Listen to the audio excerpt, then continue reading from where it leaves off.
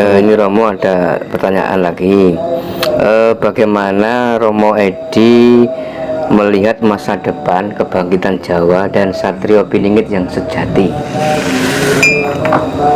Kebangkitan Jawa, selagi kita masih hidup di Pulau Jawa, Jawa ini akan kekal abadi sepanjang masa. Dan saya percaya, yakin, meskipun di era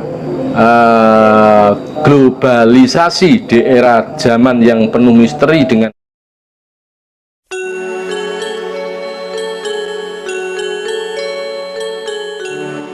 terus ini Romo, dalam adat Jawa itu kan punya anak satu, nggak punya saudara gitu Romo.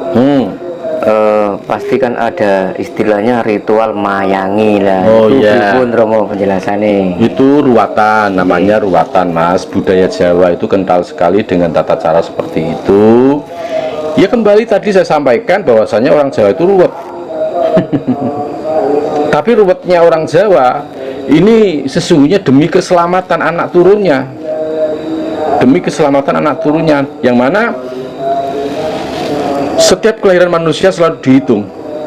Jadi misalnya anak satu kok sampai usianya sudah akil balik belum punya adik lagi, ya. Nah, ini namanya anting-anting atau unting-unting. Kalau anak laki-laki satu, unting-unting, wedok anting-anting. Ini harus diruat. Dan dipercaya atau tidak dipercaya bahwasanya setiap waktu manusia itu mempunyai kesialan masing-masing. Namun apabila anak ini tadi sudah diruat, fa insya Allah segala sesuatunya, balak yang ada di badannya ini akan tersingkirkan. Apakah itu wajib Romo dilakukan?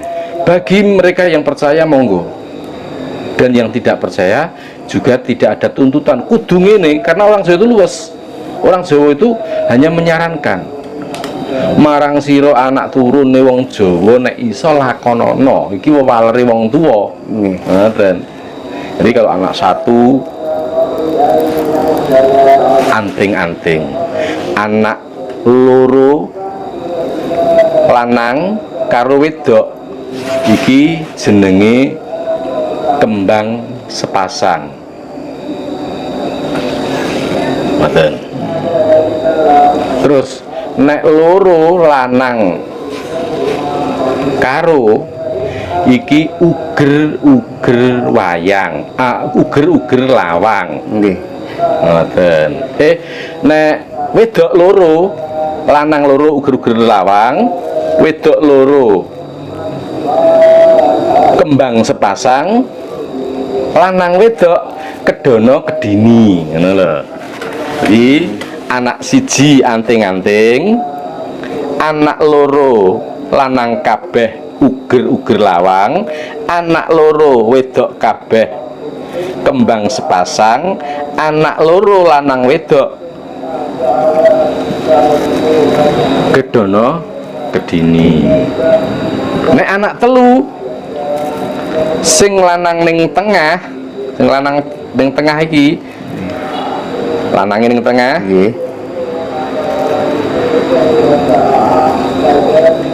pancuran diapit sendang, pancuran diapit sendang. Ning nek wedoke sing ning tengah, sendang diapit pancuran. Papat, lanang wedok gilir kacang.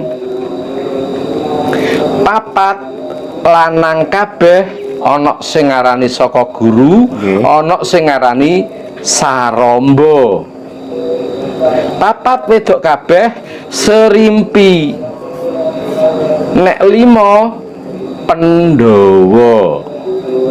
Iku nek lanang nggih Bapak. Nek wedok Pendawi. Ngoten. Kan hitungannya tasik kuatah nggih ngoten nggih. niki wonten pertanyaan Romo. Rumah tusuk sate niku pasih pripun Romo? Ajenge manggon omah tusuk sate niku kedah pripun? Nggih. Jadi kalau ada rumah tusuk sate itu seyogianya di depan rumah tusuk sate pasih pripun? Rumah tusuk sate misalkan kita itu ada di pertigaan, pertigaan, dan rumah kita tepat menghadap pertigaan ini, itu yang disebut tusuk sate utawa sunduk sate. Jadi ada jalur ke kanan dan ke kiri, lalu jalur yang besar lurus pas di depan rumah kita, itu namanya rumah tusuk sate atau sunduk sate. Cara penanggulangannya, maka dibuatkanlah pagar tundung mungsuh. Jadi bukan hanya bukan hanya pagar pembatas demi keselamatan, enggak. Bukan, tapi pagar tundung mungsuh, pagar tundung kolo. Pagar tundung kolo itu buat saja tembok setengah badan atau batu setengah badan, atau mungkin ditanami pohon tepat di depan pintu rumah itu. Tapi ya jangan pas ning ngarepe omah, ya ora iso ya, jaraknya diatur. Misalnya tamu juga tidak kesulitan masuk, mungkin dari jarak dari pintu melangkah 5 langkah, baru kemudian dibuatkan tembok yang tingginya setinggi manusia. Nah, itu dinamakan tembok tundung kolo, beteng tundung kolo, bukan tembok, beteng tundung kolo. Itu penanggulangannya untuk rumah tusuk sate, atau rumah sunduk sate. Atau kalau kesulitan seperti itu, ya pintunya saja digeser, jangan sampai tepat berhadapan dengan jalur utama. Dan secara logika, kalau di sana tidak ada pintu pagarnya, kalau terjadi apa-apa, misalnya kendaraan tiba-tiba masuk, kan ya kan, itu kan celaka juga. Seperti itulah. Ini Romo ada pertanyaan lagi. Bagaimana Romo Edi melihat masa depan kebangkitan Jawa dan Satrio Piningit yang sejati? Kebangkitan Jawa, selagi kita masih hidup di Pulau Jawa, Jawa ini akan kekal abadi sepanjang masa. Dan saya percaya, yakin, meskipun di era globalisasi, di era zaman yang penuh misteri dengan berbagai macam fenomena budaya asing yang selalu bermunculan, namun para penggiat khasanah budaya Nusantara juga tidak kalah saling bergiat. Banyak anak-anak muda yang sekarang mencintai budaya-budaya kita. Lantas mengenai Satrio Piningit, Satrio Piningit itu tidak lain adalah keadilan ilahi seperti yang pada saat ini terjadi. Ini adalah di mana Allah sedang menguji umatnya, menyaring umatnya dengan wabah corona, dengan wabah pandemi.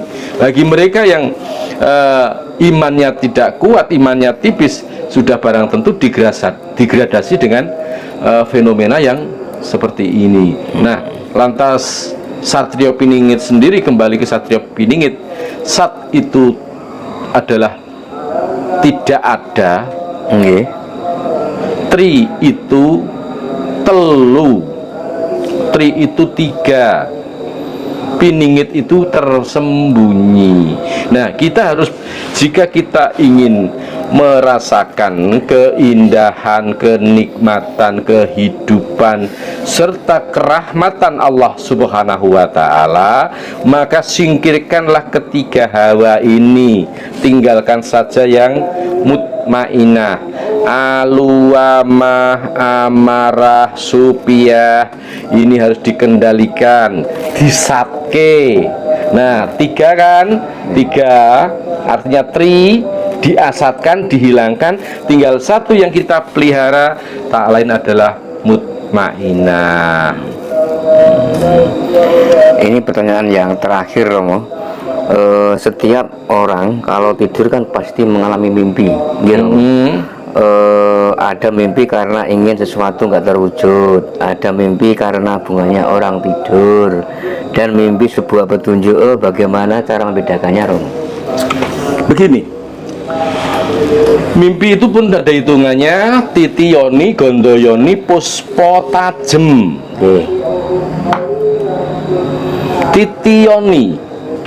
Titi yoni adalah ketika pada siang hari kita bercengkrama dengan sahabat, ngerasani rondo etan kali misalnya. Terus kita tidur terus membayangkan si janda etan kali tadi. Nah, ini adalah kembang tidur, titi yoni. Nah, gondoyoni, titi yoni itu berlakunya adalah sore hari, tidur terlalu sore, sehingga senda gurauan yang siang tadi kita jadikan bahan gurauan terbawa sampai tidur. Gondoyoni adalah mengingat suatu peristiwa yang sudah kemarin. Kadang kita tidur ketemu dengan ketemu dengan teman kita saat reuni. Lalu puspo tajem. Nah, ini puspo tajem adalah buah daripada dawuh dari sang gaib kepada kita, yang bisa kita percaya. Tidak mungkin manuk seriti kecemplung banyu, bengi ngipi awan ketemu, tidak. Tapi pada saatnya mimpi yang puspo tajem itu akan terwujud. Dan mimpi puspo tajem itu adalah datangnya bersamaan dengan saat waktu antara jam 3 sampai jam subuh, menjelang subuh. Kalau sudah 5 ke 6 itu bukan puspo tajem lagi, kakean turu.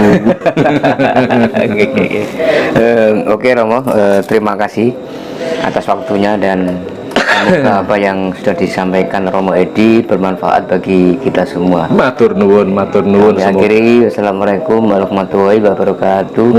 Rahayu, rahayu, rahayu sagung dumadi. Rahayu, rahayu sagung dumadi.